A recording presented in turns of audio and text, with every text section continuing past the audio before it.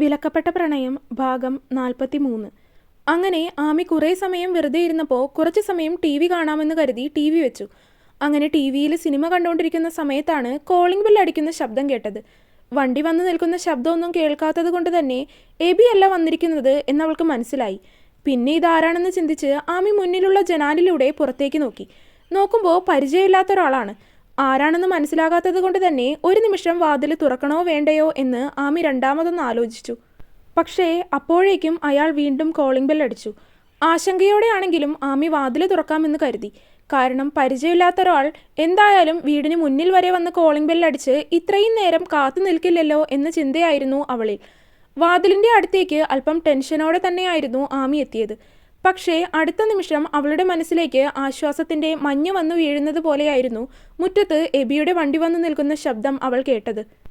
നെഞ്ചിലൊന്ന് കൈവച്ച് ആശ്വാസത്തോടെ ആമി ശ്വാസം വലിച്ചു വിട്ടു. ശേഷം വാതിൽ തുറന്നു. വാതിൽ തുറന്നപ്പോൾ കാണുന്നത് മുറ്റത്ത് നിൽക്കുന്ന ആള് എബിയെ തന്നെ നോക്കി നിൽക്കുന്നതാണ്. ആമി എബിയെയും അയാളെയും മാറി മാറി നോക്കി. ആരാ? ശബ്ദം ഒന്ന് ഗൗരവത്തിലാക്കിക്കൊണ്ട് ആമി അയാളോട് ചോദിച്ചു.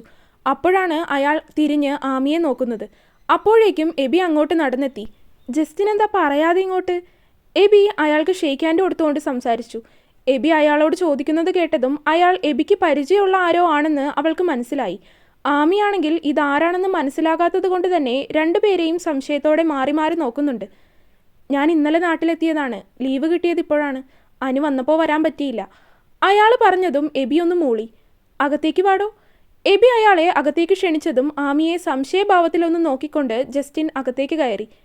ഇതാരാ എബി? അകത്തേക്ക് കയറുമ്പോൾ തന്നെ ജസ്റ്റിൻ്റെ സംശയത്തോടെയുള്ള ചോദ്യം ആമിയെ ചൂണ്ടിക്കൊണ്ടു വന്നിരുന്നു. ഇതെൻ്റെ ഫ്രണ്ടാണ്. യാതൊരു ലാഘവവും ഇല്ലാതെ എബി പറഞ്ഞതും ആമി അവനെ ഒന്ന് അമ്പരന്ന് നോക്കി. അവളുടെ കണ്ണു തുറച്ചുള്ള നോട്ടം കണ്ടതും എബി അത് വലിയ മൈൻഡ് ചെയ്യാതെ ജസ്റ്റിനെ നോക്കി. ഫ്രണ്ടോ? ജസ്റ്റിൻ സംശയത്തോടെയാണ് അവനോടത് ചോദിച്ചത്. ആ, എൻ്റെ ഫ്രണ്ടാണ്. പിന്നെ ഇവിടെ മുത്തശ്ശിയുടെ പേഴ്സണൽ ഹോം നേഴ്സായിട്ട് നിൽക്കുവാണ്. എബി പറഞ്ഞതും ജസ്റ്റിനൊന്ന് മൂളി. അനുവൊക്കെ എവിടെ? ഇവിടെ കാണുന്നില്ലല്ലോ. അവരാരും ഇവിടെ ഇല്ല. തന്നോട് പറഞ്ഞില്ലേ അവർ പോയത്? എബി അവനോട് തിരികെ ചോദിച്ചു. ഇല്ല, എന്നോട് പറഞ്ഞില്ല. മേ ബി ഫോൺ വിളിച്ചപ്പോൾ കിട്ടിക്കാണില്ല. ഫ്ലൈറ്റിലായിരുന്നല്ലോ. അത് പറയുമ്പോൾ തന്നെ ജസ്റ്റിൻ്റെ മുഖത്തെ ഒരു പരിങ്ങൽ എബി ശ്രദ്ധിച്ചിരുന്നു. അവരവിടെ ഇല്ല എന്നറിഞ്ഞതും അധികം വൈകാതെ തന്നെ ജസ്റ്റിൻ തിരികെ മടങ്ങിപ്പോവുകയും ചെയ്തു. അതാരാ? ജസ്റ്റിൻ ഇറങ്ങിക്കഴിഞ്ഞപ്പോൾ തന്നെ ആമിയുടെ സംശയത്തോടെയുള്ള ചോദ്യം എത്തിയിരുന്നു. നിന്റെ ആരെങ്കിലും ആണോ? എബി അവൾക്ക് നേരെ തിരിഞ്ഞു നിന്ന് അല്പം ഗൗരവത്തിൽ തന്നെ ചോദിച്ചു. എൻ്റെ ആരുമല്ല. പിന്നെന്തിനാ വാതിൽ തുറന്ന് പുറത്തിറങ്ങിയത്? പരിചയമില്ലാത്ത ആളുകൾ വന്നാൽ വാതിൽ തുറക്കരുതെന്ന് ഞാൻ പറഞ്ഞതല്ലേ? അവളുടെ മുഖത്തേക്ക് നോക്കി എബി അല്പം ഗൗരവത്തോടെ തന്നെയായിരുന്നു അവളോടത് ചോദിച്ചത്. അവൻ്റെ ചോദ്യം കേട്ടതും ആമി ഒരു നിമിഷം ഒന്ന് നിശബ്ദമായി. ഞാൻ തൻ്റെ വണ്ടി വന്ന് നിൽക്കുന്ന ശബ്ദം കേട്ടത് കൊണ്ട് വാതിൽ തുറന്നതാണ്. പിന്നെ എൻ്റെ വണ്ടി വന്ന് നിന്ന സമയവും നീ വാതിൽ തുറന്നതും ഒരുമിച്ചായിരുന്നു.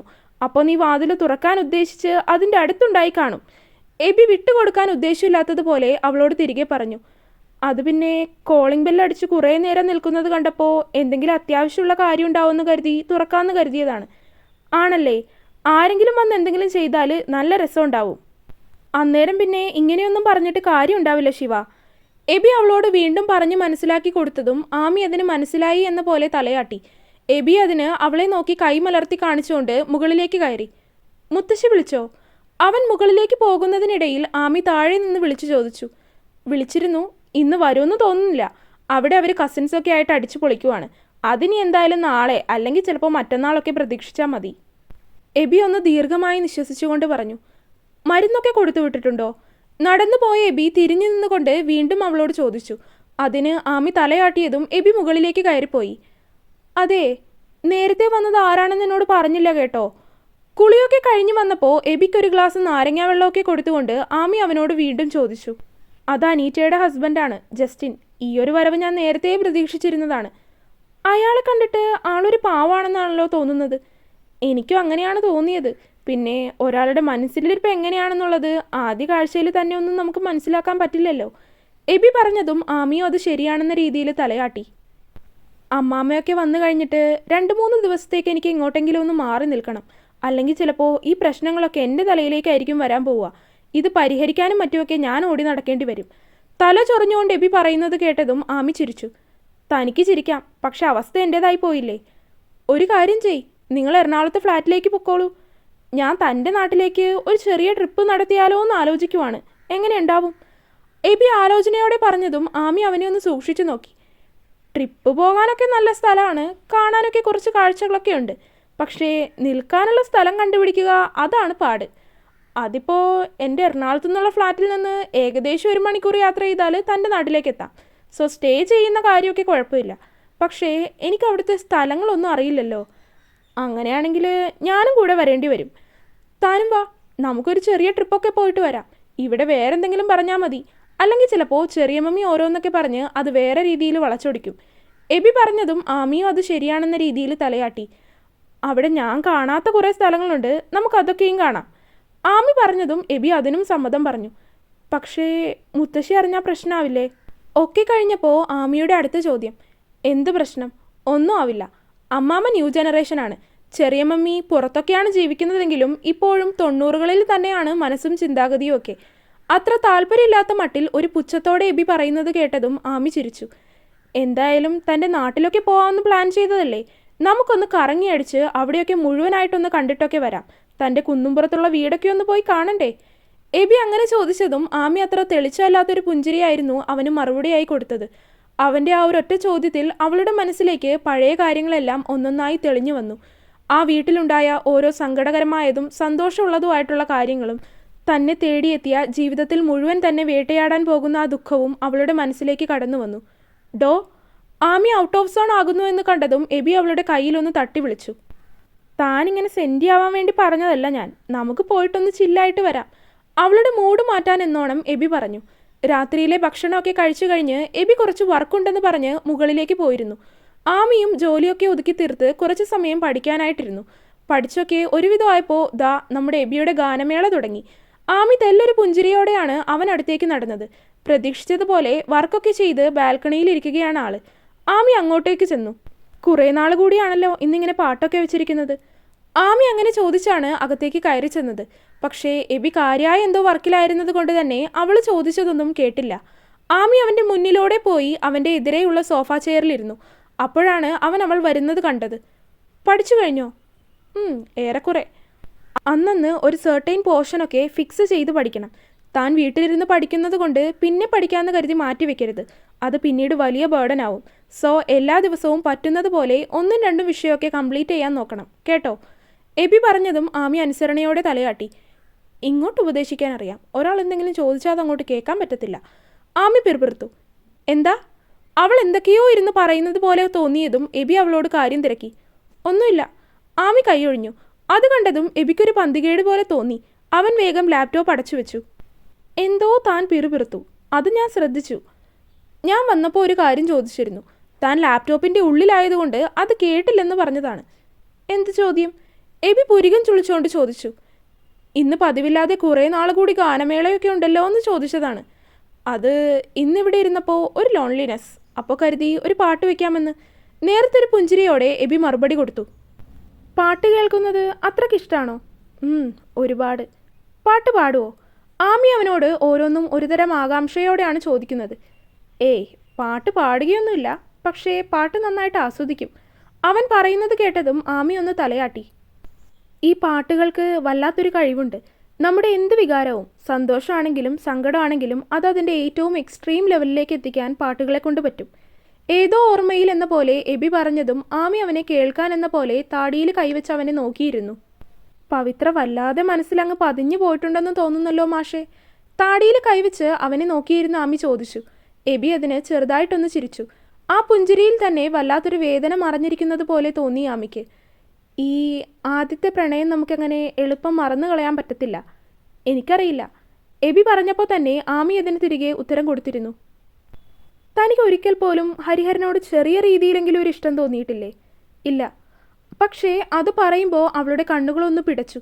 അത് എബി കൃത്യമായിട്ട് കാണുകയും ചെയ്തു. അത് താൻ വെറുതെ പറയുവാണ്. ഐസ് ഡോണ്ട് ലൈ. താനിതെന്തൊക്കെയായി പറയുന്നത്? എനിക്ക് അങ്ങനെയൊന്നും ആളോട് ഇതുവരെ തോന്നിയിട്ടില്ല. എല്ലാവരെയും മണ്ടന്മാരാക്കുന്നത് പോലെ എന്നെയും ആക്കാമെന്ന് കരുതരുത്. താൻ അങ്ങനെ പറഞ്ഞപ്പോൾ തന്നെ തൻ്റെ കണ്ണുകളിൽ നിന്ന് എനിക്ക് മനസ്സിലായ കാര്യമാണ് തനിക്ക് അയാളോട് എന്തോ ഒരു സോഫ്റ്റ് കോർണർ എന്തെങ്കിലും ഉണ്ടായിട്ടുണ്ടെന്നുള്ളത്. ഒരിക്കലുമില്ല. അയാളുടെ സ്വഭാവം വെച്ച് നോക്കുമ്പോൾ എനിക്ക് അയാളെ ഒരിക്കലും സ്നേഹിക്കാനാവില്ല. അത് താൻ തൻ്റെ മനസ്സിനെ തന്നെ പറഞ്ഞു പഠിപ്പിച്ചിരിക്കുന്ന കാര്യമാണ്. പക്ഷേ സത്യത്തിൽ മനസ്സിൻ്റെ ഏതോ ഒരു കോണുകൊണ്ട് താൻ അയാളെ സ്നേഹിച്ചിരുന്നു. നോ, എനിക്ക് അങ്ങനെ ഒരു വികാരവും വിചാരവും ഒന്നും അയാളോട് തോന്നിയിട്ടില്ല. അത് വെറുതെയാണ് ശിവാമി. തൻ്റെ മനസ്സിനെ താൻ തന്നെ പറഞ്ഞു പഠിപ്പിച്ചിരിക്കുന്ന കാര്യമാണത്. പക്ഷേ അതിനപ്പുറത്തേക്ക് താൻ തന്നെ ഒന്ന് ചിന്തിച്ചു നോക്ക്. ആദ്യമായിട്ട് താലി കെട്ടിയ പുരുഷനെ ഒരു സ്ത്രീകൾക്കും പെട്ടെന്ന് മറന്നു കളയാനോ ഒരുപാട് നാൾ വെറുത്തിരിക്കാനോ കഴിയില്ല. ഇല്ല, എനിക്ക് അങ്ങനെയൊന്നും ഇല്ലെന്ന് പറഞ്ഞില്ലേ? ഇല്ലെങ്കിൽ വേണ്ട. പക്ഷേ എൻ്റെ കാര്യം നോക്കുവാണെങ്കിൽ പവിത്രയും ഞാനും അത്ര ക്ലോസ് ഒന്നും ആയിരുന്നില്ല. എൻ്റെ കാര്യങ്ങൾ ഞാനും അവളുടെ കാര്യങ്ങൾ അവളും പരസ്പരം തുറന്ന് ഷെയർ ചെയ്യുമായിരുന്നു. അതിനപ്പുറത്തേക്കൊരു ബന്ധം ഞങ്ങൾ തമ്മിൽ ഉണ്ടായിട്ടില്ലെന്ന് തന്നെ പറയാം. പക്ഷേ അവൾ എൻ്റെ മനസ്സിൽ നിന്ന് അങ്ങോട്ട് പോകുന്നില്ല. അങ്ങനെയുള്ളപ്പോൾ എനിക്ക് തോന്നി താലി കെട്ടിയ സ്വന്തം ഭർത്താവിനെ ഒരുപാട് നാളൊന്നും ഒരു സ്ത്രീക്ക് വെറുത്തിരിക്കാൻ കഴിയില്ലെന്ന്. കഴിഞ്ഞ ദിവസം ഞാൻ തൻ്റെ കാര്യം ഇങ്ങനെ ആലോചിച്ചപ്പോൾ എനിക്ക് മനസ്സിൽ തോന്നിയത് അങ്ങനെയാണ്. താലി കെട്ടിയുന്നത് കൊണ്ട് മാത്രം ഒരാളെ നമുക്ക് ഇഷ്ടപ്പെടണമെന്നില്ല. അയാളുടെ സ്വഭാവം നല്ലതായിരിക്കണം. ഇവിടെ എന്തായാലും ഹരിയേട്ടൻ്റെ സ്വഭാവം എനിക്ക് ഒട്ടും ഇഷ്ടമല്ലായിരുന്നു. അതുകൊണ്ട് എനിക്കൊരിക്കലും അങ്ങനെ ഒരാൾ ആക്സെപ്റ്റ് ചെയ്യാൻ കഴിയില്ല. അതുകൊണ്ട് ഞാൻ ആളെ സ്നേഹിച്ചിട്ടില്ല. ആത്മവിശ്വാസത്തോടെ ആമി പറയുന്നത് കേട്ടതും എബി അത് മനസ്സിലായി എന്നതുപോലെ ഒന്ന് തലയാട്ടി കൊടുത്തു. അപ്പോഴും അവൻ്റെ മനസ്സിൽ ആമിക്ക് ഹരിഹരനോട് ചെറിയ രീതിയിലുള്ളൊരു ഇഷ്ടമെങ്കിലും ഉണ്ടായിട്ടുണ്ടാകും എന്ന് തന്നെയായിരുന്നു വിശ്വാസം. പിറ്റേ ദിവസം ഞായറാഴ്ചയായിരുന്നു. വൈകുന്നേരം ആകുമ്പോഴേക്കും എല്ലാവരും എത്തുമെന്ന് വിളിച്ച് പറഞ്ഞിട്ടുണ്ട്. ഞായറാഴ്ച ദിവസം ആയതുകൊണ്ട് തന്നെ എബിക്ക് ഓഫീസിൽ പോകേണ്ടി വന്നില്ല. പക്ഷേ രാവിലെ തന്നെ അവൻ പള്ളിയിലേക്ക് പോയിട്ടുണ്ട്. അവൻ അങ്ങനെ പള്ളിയിലേക്ക് പോകുന്നത് കണ്ടപ്പോൾ ആമിക്കും ഒന്ന് അമ്പലത്തിലൊക്കെ പോയാൽ കൊള്ളാമെന്ന് തോന്നിയിരുന്നു. പക്ഷേ ഇവിടെ വന്ന് ഇത്രയും ദിവസമായിട്ടും ഇവിടെ എവിടെയാണ് അമ്പലം ഉള്ളതെന്നൊന്നും അവൾക്കറിയില്ലായിരുന്നു. പിന്നെ ഇനി എബിയോട് ചോദിച്ച് അവൻ പള്ളിയിൽ പോകുന്നതിൻ്റെ ഇടയിൽ അവനെ വെറുതെ ബുദ്ധിമുട്ടിക്കണ്ടല്ലോ എന്ന് കരുതി അവൾ അവനോടത് ചോദിക്കാൻ നിന്നില്ല. രാവിലെ 6 മണിക്ക് തന്നെ പള്ളിയിലേക്ക് പോയിരിക്കുവാണ് എബി. വരുന്ന വഴിക്ക് ഭക്ഷണത്തിനുള്ള സാധനങ്ങളൊക്കെ വാങ്ങിക്കൊണ്ട് വരാമെന്നും പറഞ്ഞിട്ടുണ്ട്. ഏകദേശം 7:30 ആയപ്പോൾ തന്നെ എബി തിരികെ വീട്ടിലേക്ക് എത്തിയിരുന്നു. ചിക്കനും ബീഫും ഒക്കെ വാങ്ങിയിട്ടാണ് അവൻ്റെ വരവ്. ആമി അത് പ്രതീക്ഷിച്ചിരുന്നത് കൊണ്ട് തന്നെ അതിനു വേണ്ട സാധനങ്ങളെല്ലാം അരിഞ്ഞ് സെറ്റാക്കി വെച്ചിട്ടുണ്ടായിരുന്നു. അവൾ സമയം നോക്കിയപ്പോൾ 7:30 ആയിട്ടുണ്ട്. രാവിലത്തേക്ക് അപ്പവും വെജിറ്റബിൾ സ്റ്റ്യൂ കറിയും ഉണ്ടാക്കി വെച്ചിട്ടുണ്ട്. ഇനി എന്തായാലും എബിയോടൊന്ന് അമ്പലത്തിലേക്ക് പൊക്കോട്ടെ എന്ന് ചോദിക്കാമെന്ന് കരുതി. ഭക്ഷണമൊക്കെ എടുത്തുകൊണ്ട് വന്ന് ഡൈനിങ് ടേബിളിൽ വെച്ചപ്പോഴേക്കും എബി പള്ളിയിൽ പോകാനായി ഇട്ട കറുത്ത ജുബ്ബയും മുണ്ടും കൊടുത്ത് തന്നെ ഇരുന്ന് പത്രം വായിക്കുവാണ്. അതെ, ആമി വിളിക്കുന്നത് കേട്ടതും എബി പത്രത്തിൽ നിന്ന് മുഖമുയർത്തി അവളെ നോക്കി. പുരികമുയർത്തി അവളോട് എന്താണെന്ന് ചോദിച്ചു. ഇവിടെ അടുത്തെവിടെയെങ്കിലും അമ്പലമുണ്ടോ? പിന്നെ ഇവിടെ പള്ളികളിലും കൂടുതലുള്ളത് അമ്പലങ്ങളാണ്. നമ്മുടെ ഈ വളവ് കടന്നു വരുമ്പോൾ തന്നെ ഉള്ളത് ഒരു ചെറിയ അമ്പലമാണ്. അവിടെ ഉത്സവവും മറ്റുമൊക്കെ ഉണ്ടാകാറുണ്ട്. അവൻ പറഞ്ഞപ്പോഴാണ് ആമി അതിനെക്കുറിച്ച് ആലോചിച്ചത്. ശരിയാണ്, വീട്ടിലേക്ക് വരുന്നതിന് കുറച്ച് മാറിയുള്ള വളവിനടുത്തായിട്ട് ഒരു വലിയ അമ്പലമുണ്ട്. വീടിനോട് അത്ര അടുത്തല്ല, കുറച്ച് നടന്നു പോകാനുണ്ട്. ഞാനെങ്കിൽ ഒന്ന് അമ്പലത്തിൽ പോയിട്ട് വരട്ടെ. അതിനെന്താ, താൻ പോയിട്ട് വാടോ. അധികമില്ല, നടന്നു പോകാനുള്ള ദൂരമുള്ളൂ. ആണോ? എങ്കിൽ ഞാൻ വേഗം പോയിട്ട് വേഗം തന്നെ വരാം. രാവിലെ കഴിക്കാനുള്ള ബ്രേക്ക്ഫാസ്റ്റ് ഞാനെടുത്ത് ഡൈനിങ് ടേബിളിൽ വെച്ചിട്ടുണ്ട്. അതെടുത്ത് കഴിക്കണം കേട്ടോ. എബി അനുവാദം കൊടുത്തതും എന്തോ ലോകം കീഴടക്കിയ സന്തോഷത്തിൽ ആമി അവനോട് ഭക്ഷണമൊക്കെ എടുത്ത് കഴിക്കാൻ പറഞ്ഞ് നേരെ മുകളിലേക്ക് ഓടി. ഇവിടുത്തെ അമ്പലത്തിലേക്ക് ആദ്യമായിട്ട് പോവുകയാണ്. അപ്പോൾ കുറച്ച് ഭംഗിയായിട്ട് തന്നെ പോകാമെന്ന് കരുതി. 2-3 ധാവണിയും പട്ടുപാവാടയും ഒക്കെ ഇരിക്കുന്നുണ്ട്. അതിൽ നിന്ന് അത്യാവശ്യം വൃത്തിയുള്ളൊരു പട്ടുപാവാടയും ബ്ലൗസും അവളെടുത്ത് കൊടുത്തു. തുടരും. അപ്പോൾ വീഡിയോ കണ്ടവരെല്ലാവരും വീഡിയോ ലൈക്ക് ചെയ്യുക. നിങ്ങളുടെ അഭിപ്രായങ്ങൾ എന്തായാലും അത് കമൻറ്റായിട്ട് അറിയിക്കുക. ചാനൽ സബ്സ്ക്രൈബ് ചെയ്യാത്തവരുണ്ടെങ്കിൽ സബ്സ്ക്രൈബ് ചെയ്യുക. അടുത്ത പാർട്ടായിട്ട് നാളെ വരാട്ടോ. ബൈ.